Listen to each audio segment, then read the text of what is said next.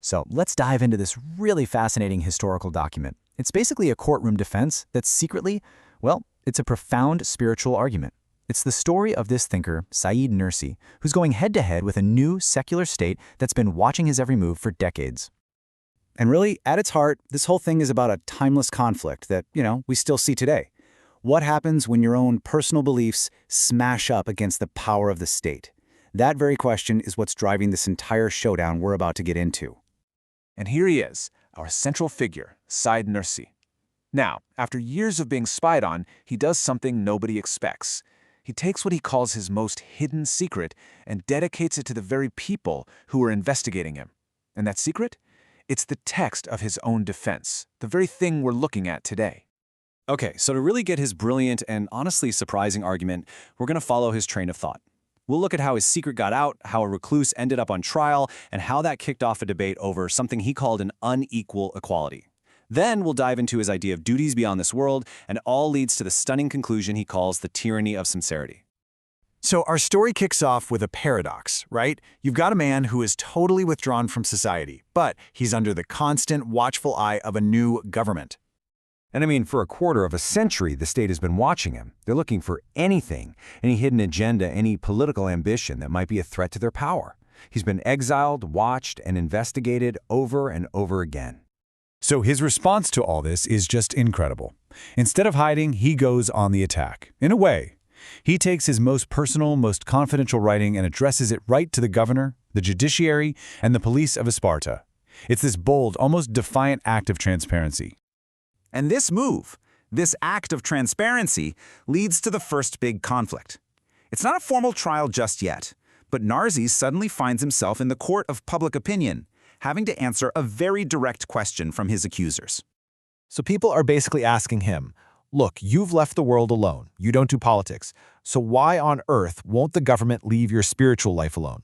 It's a question that cuts right to the heart of how unfair the whole situation seems. And his answer is just brilliant. He doesn't answer it himself. Instead, he says, go ask the officials and the people of Sparta. They've been watching me for 9 years. They have more of a duty to answer this than I do.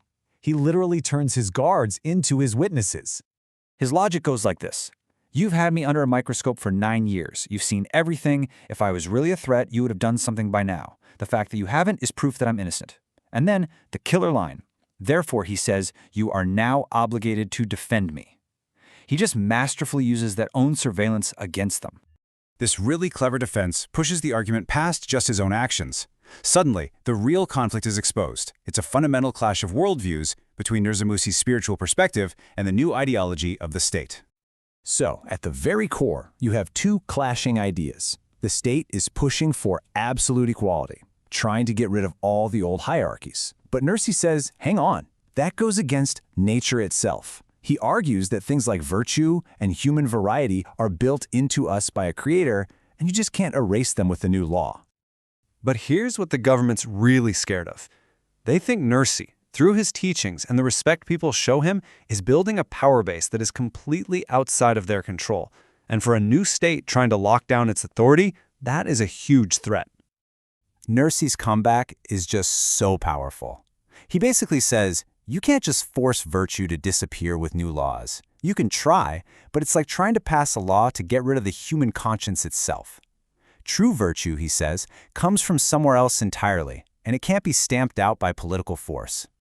So, this big philosophical debate then gets distilled into this really clever analogy he uses to expose the hypocrisy in the state's whole position. The authorities then get really specific. They ask him, why do you let people kiss your hand? You don't have an official government title. This public display of respect goes against our principle of equality. They see these old traditions as a direct challenge to their new order. Nursi's response here is a total masterclass in logic. He asks them, okay, in your own army, do you treat a common soldier and a field marshal with the exact same level of respect? And the answer is of course not. The state itself has different ranks and honors based on a person's role.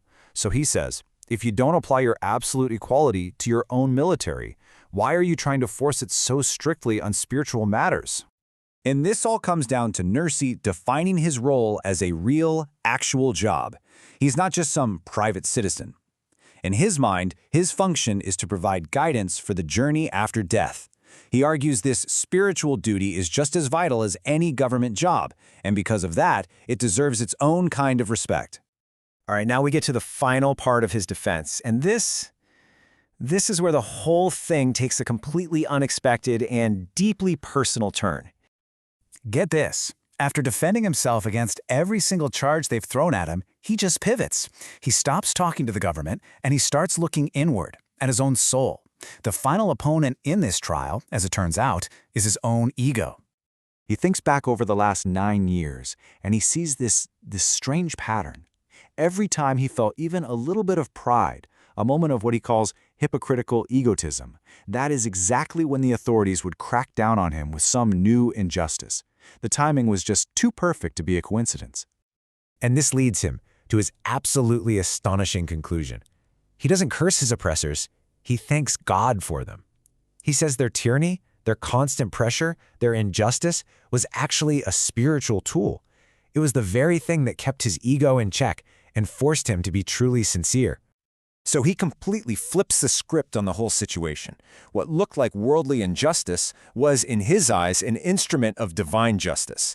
The government thought they were persecuting him, but from his perspective, they were actually unknowingly saving him from the poison of his own pride. And this leaves us with a really profound question to chew on. Nursi's defense suggests that what looks like political oppression from one angle can be seen as spiritual liberation from another. It makes you ask, right? Can the very forces that seem to imprison us, in fact, be the key to a completely different kind of freedom?